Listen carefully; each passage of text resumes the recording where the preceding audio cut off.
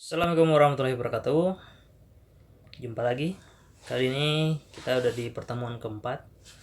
Kita coba bahas perilaku etika dalam profesi akuntansi. Akuntansi sebagai profesi dan peran akuntan.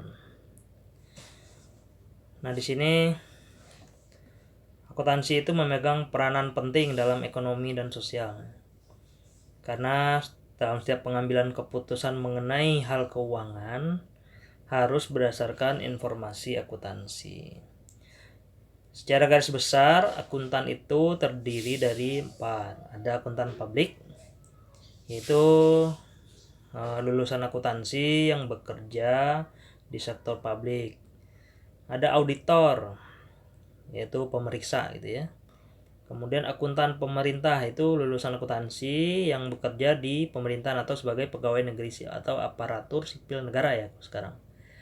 Kemudian ada akuntan pendidik.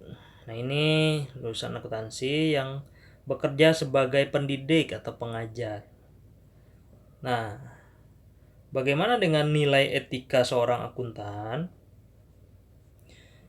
Ada beberapa nilai etikanya. Yang pertama, integritas. Integritas itu seorang akuntan itu merupakan segala perbuatan dan tutur kata selaku pelaku profesi menunjukkan sikap yang transparan, jujur, dan konsisten. Kemudian yang kedua nilainya kerjasama, merupakan kemampuan untuk bekerja sama dalam tim. Yang ketiga inovasi, merupakan kemampuan memberikan nilai tambah kepada pelanggan dan proses kerja dengan metode yang baru. Yang keempat simplisitas, ini merupakan kemampuan dalam pemecahan masalah dan menyederhanakan masalah. Nah, menurut Kode Etik Ikatan Akuntan Indonesia terdiri dari 3 bagian. Yang pertama ada prinsip etika, ada aturan etika, dan interpretasi aturan etika. Perilaku etika dalam pemberian jasa akuntan publik. Setiap profesi yang menyediakan jasanya kepada masyarakat memerlukan kepercayaan diri dari masyarakat yang dilayani. Nah, dalam aturan etika kompartemen akuntan publik merupakan etika profesional, ada beberapa aturan dan prinsip yang ditetapkan oleh Ikatan Akuntan Indonesia. Kemudian saling ketergantungan antara bisnis dan masyarakat.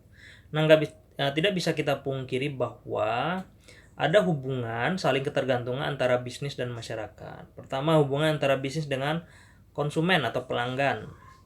Kemudian hubungan dengan karyawan. Nah, ini saling ketergantungan ya, bahwa contoh yang di karyawan itu meliputi beberapa penerimaan atau rekrutmen, latihan atau training, promosi. Nah, ini saling ketergantungan. Kemudian hubungan antar bisnis. Nah, ini hubungan antara para pesaing, grosir, pengecer, agen, ataupun distributor. Hubungan dengan investor. Kemudian hubungan dengan lembaga-lembaga keuangan. Kemudian kepedulian pelaku bisnis terhadap etika. Nah, pelaku bisnis pun sebenarnya harus mempunyai kepedulian terhadap etika. Yang pertama tentang pengendalian diri. Nah, artinya pelaku bisnis itu dan pihak terkait mampu mengendalikan diri masing-masing. Yang kedua, pengembangan tanggung jawab sosial atau social responsibility. Ini dituntut pelaku bisnis itu untuk peduli dengan keadaan masyarakat. Kemudian yang ketiga, mempertahankan jati diri dan tidak mudah untuk terombang-ambing. Keempat, menciptakan persaingan yang sehat. Kelima, menerapkan konsep pembangunan berkelanjutan. Yang keenam, menghindari sifat 5K gitu ya. Kata belece, kong kalingkong, koneksi, kolusi, komisi. Kemudian yang ketujuh, mampu menyatakan yang benar itu adalah benar. Jadi tidak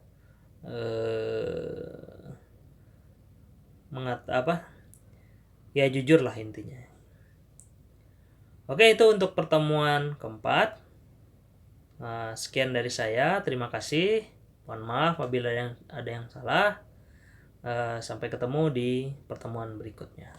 Semangat!